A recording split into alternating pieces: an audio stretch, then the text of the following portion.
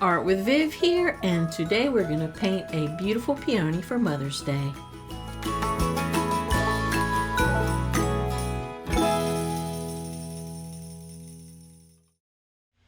Now I've already put in my masking fluid into the center of this peony, already sketched it out, and now I've got a little bit of opera rose. I'm going to put that in those little center parts of the flower. I'm going to do that first and let it dry. I just have a number 4 brush and just putting that in with that. And that is my mimic Creative Mark round, excuse me. Now I've mixed up just a little bit of permanent rose and I wet the petal, and then I'm just dropping that rose in and then going around the edges and picking up where I want some highlights to keep it lighter, and going back in and adding a little bit more of the paint, just dropping it into the wet petal where I want it to be a little darker for a little more shadows. And we're just gonna work our way around the flower, doing each petal. Some of them I'm gonna wet first. I want the mix to be really watery because I want it to be really light and pale. The areas that I'm painting first, those I want to keep pale and light. Those are the lightest parts of my flower, and I'm just gonna go ahead and do that wash. Also realize that it's gonna dry lighter than it looks. I may have to add a little more later on. I don't know, we'll see. So here's a little closer version. Now normally I would not make my pencil marks quite so dark, but just so that you could kind of see the flower, I left them dark for you to see it. Now I'm wetting petals. I'm putting in that really light wash, really watery mix of permanent rose. And then where I want it to be darker while it's still wet, I'm dropping in a little more paint. I'm going to do this on each petal. Where I think it needs some shadows, I'm going to just add in the dark color. Then I'm going to let it dry, and I'm going to put more layers on it. We're going to glaze this with different layers to deepen and darken the shadows as we go. For right now, we're just doing a base coat, a base layer, and we want it to be pretty pale. So hence the very watery mixture of the permanent rose. So I'm going to continue around with each petal and just paint in the lightest areas. And in some, I might add a little bit more pigment to darken it.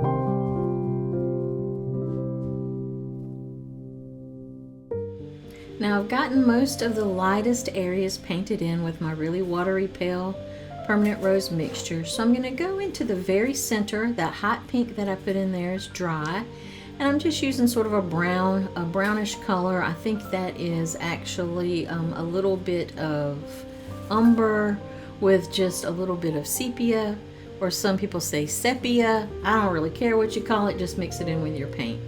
And then I'm going to take a little bit of cadmium yellow, a little darker yellow, and just paint in some sort of, make it look like there's some little stalks in there, some of those little fringy, frilly things. We're just giving an indication. We're not getting too detailed with it. I don't want to get too fussy with it. And then I am just going around the edges and adding a little bit of yellow outside of the little circular fringe area so that it's not quite so symmetrical. Then I'm going to come in the very center and I'm adding even darker mix of that brown color with a little bit of sepia in it.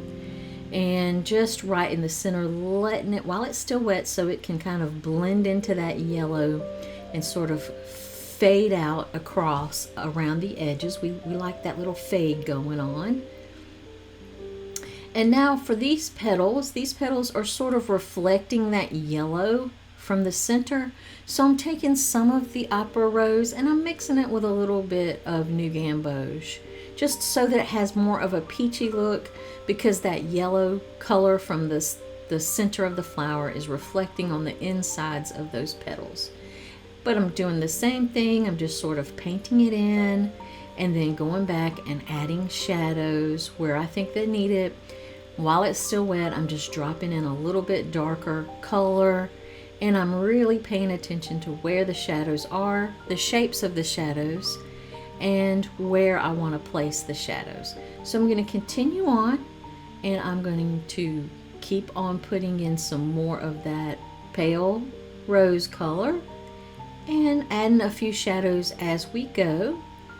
And I'm just using a more concentrated rose color here. I wet the petal first, and then I put that really concentrated color in it while it was still wet, and you see how good it just sort of flows. And then I'm taking the tip of my brush and sort of teasing out some of that paint to make some texture marks. And then I'm just going to continue around adding in shadow areas with the more concentrated rose color, permanent rose, and just painting those shadow shapes.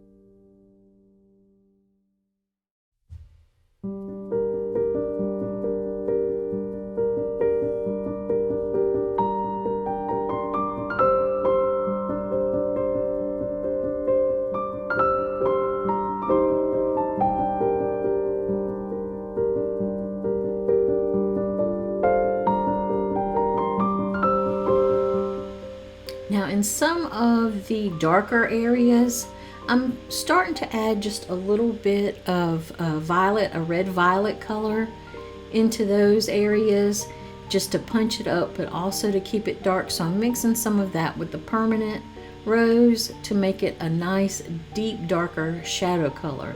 And that's just where I want the really dark areas. Now this painting gives a good opportunity for you to learn how to paint shapes instead of a flower.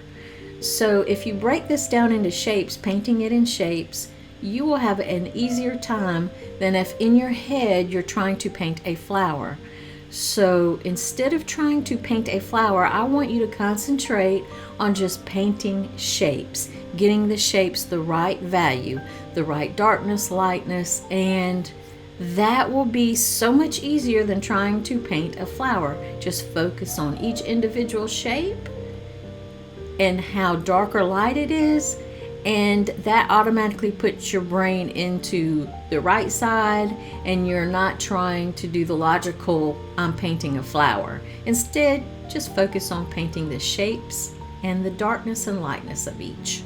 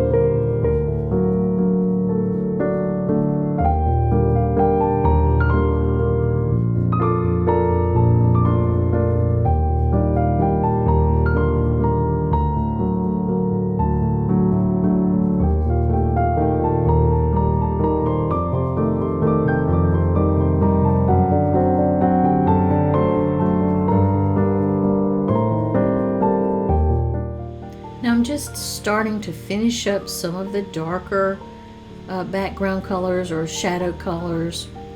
Also just adding in wet and wet where I want them to be darker.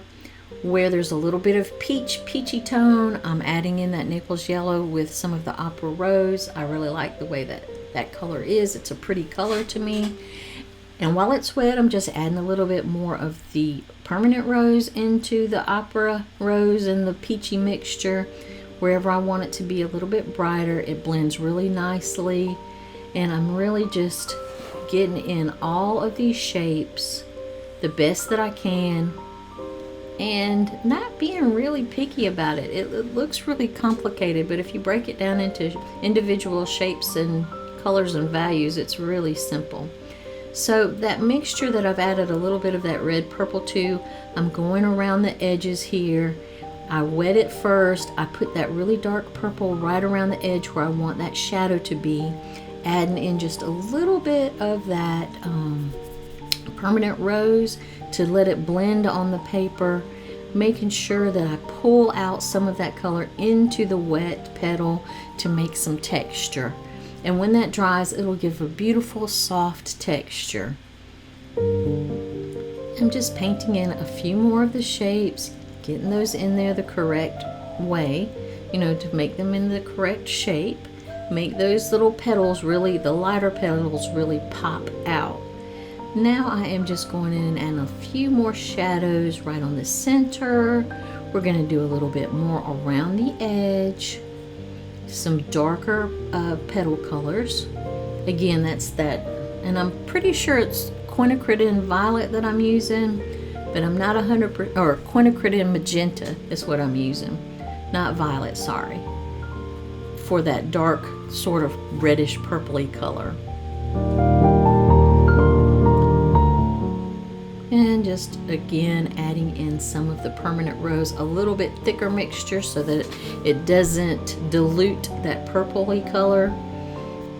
It's more of a milky mixture than that watery, skimmy milk mixture that we used for the really light areas. So we're just going to continue to do that, and once we get in our little shadows, we're just going to add some detail, some little darker colors to separate each petal from one another.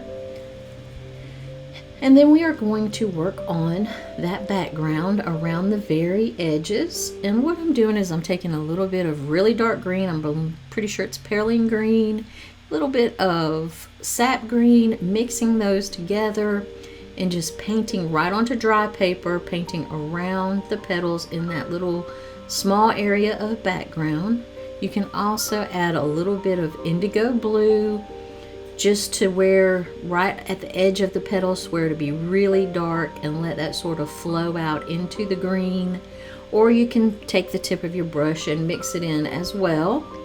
I'm just adding it right to the edges there. You can see where I'm putting the Indigo Blue, just right to the edges and letting it sort of blend into the green itself. And just coming in here, separating some of these petals with a little bit of that dark green so that it shows through. And just some of the petals, now that I turn it upside down, I'm just adding a little shadow to them. We want it to be pretty shadowy, not really shadowy, but we want to get the shadows right, and we want to have them in the right place.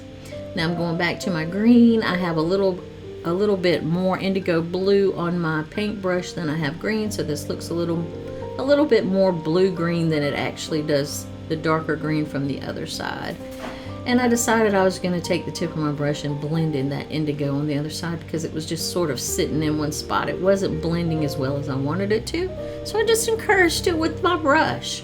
Now, if you've gotten this far and you haven't told yourself you're doing a great job, then by all means say, "Self, you are doing a great job, and I am proud of you," because I most certainly am. Now we are just going to take a rubber cement pickup and pick up all of that masking fluid. I'm going to take a little bit of cadmium yellow light and do those little stamens, but I'm leaving a little bit of the white. I'm not going to paint all the white spots completely yellow. I'm going to leave some hints of those white spots to give it a little sparkle and a little highlight. So I'm taking my really small number 2 brush. Again, this is my Mimic, Creative Mark Mimic brush. They are mimicking squirrel hair. I think this is a squirrel hair Mimic. And I'm just painting in those white areas that were covered with the masking fluid with just a little bit of cadmium yellow light. Again, I'm leaving some of the paper white. I'm not painting them completely because I want it to have a little bit of sparkle. Then I'm gonna go in and get some yellow ochre and maybe a little burnt sienna, and I'm gonna start doing sort of the little fringy stems, the little stems that are holding up the stem, I don't know what they're called. I want to call them stamen, but I think the whole thing is called that. The whole structure of the little anther on top and the little fringe. But we're just going to make it look like fringes. We're just really painting lines and texture, and we're going to pull it out from the center and just in some areas. And that really gives it the illusion or the indication that there is a little fringy yellow center in there. We're giving it some darks and lights. I am also taking some of that green mixture and going right into the center and darkening up some of that area just to give it a nice focal point. Your eye's gonna go straight to that darkest point at first, so that really gives you a place to start. And then of course those lighter colors are gonna make your eye dance all around the peony. Here I'm just wetting some of the petals and just adding in some more shadows, separating petals, and just giving them a little bit more life so that they're not quite so flat. And I'm going to work my way around the petals doing this, darkening up shadows, adding some shadows to the actual light parts of the petals, and then adding shadows between petals so that they separate from each other.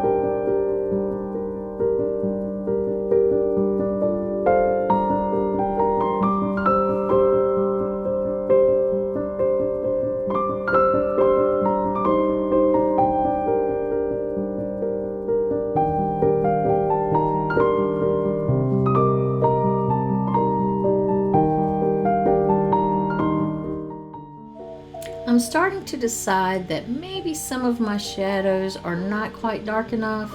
So what I'm going to do is I am going to take some of that green mixture and some of the purpley red mixture and mix them together to make a darker shadow color. So I'm going to mix up some of the red and purple, or I'm calling it purple, it's really sort of a magenta.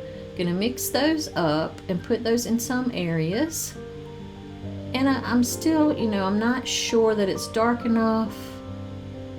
So I'm going to eventually just add some of that green in there because I think that will be the solution to my darkness issue. You don't have to add the green. You can go ahead with the dark purple and leave it like that if you like, but I'm just going to add just a touch of green for some of the darker shadow areas. And anytime you want to make a shadow in a painting on a color, try making it with the complementary color. Try to mix just a tiny bit of the complementary color to get your shadow color. For instance, mix green with red. You can mix purple and yellow to get a shadow color for yellow, or purple really. Mix a little blue and orange to get a shadow color for, if you have a blue subject or an orange subject, probably be better on the orange subject, but you can experiment. And that is a good way to get a good shadow color if you want to do it that way with watercolor, instead of just layering on the same color until it's really dark. But that will give you a little extra darkness, and it'll also tone down the brightness of the color so that it actually looks like it is in shadow and not just a darker version of the color, if that makes sense. So that's what I've done. I've added a little bit of green, and I'm coming into my purpley pink mixture and going and adding in some shadows just to darken it up and give it more contrast. And the more contrast your painting has, the more dynamic it looks, the more punch it gives it. So always a good idea to have some really light lights and some really dark darks in a painting.